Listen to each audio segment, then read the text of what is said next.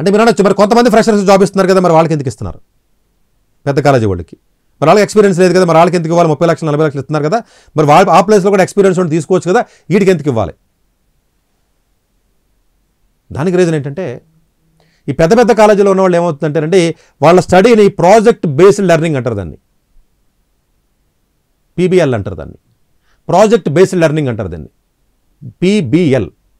అంటే మీనింగ్ ఏంటంటే వాళ్ళ చదువుతున్న ప్రతి కోర్సు కూడా ప్రాక్టికల్గా ప్రాజెక్ట్ చేసి ఆ లెర్నింగ్ని ఆటోమేటిక్గా చదివేటప్పుడే సమ్మర్లో కానీ ప్రతిదీ ప్రాజెక్ట్ చేస్తూ ఉంటారండి కొంచెం పెద్ద పెద్ద కాలేజీల్లో. మన ప్రాజెక్ట్ బేస్డ్ లెర్నింగ్ సిస్టమ్ అనేది భారతదేశం మొత్తం మీద 2% ఆఫ్ ది కాలేజీలో మాత్రమే ఉంది. అందుగురించే సక్సెస్ రేట్ ఎకడమికల్గా 2% ఎప్పుడు ఎందుకు చెప్తానంటే దానికి రీజన్ ఇదే.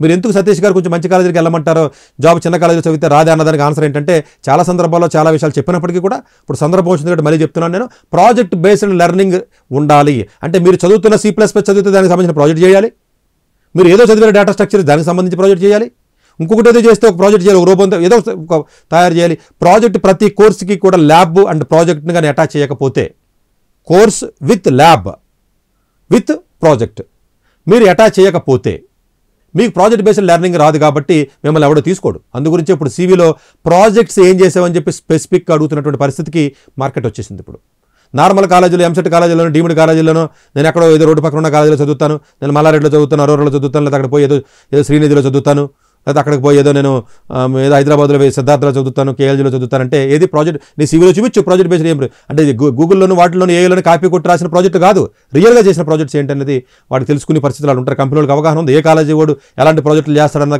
అంత అవగాహన లేకుండా కంపెనీస్ రన్ చేయరు వాళ్ళు.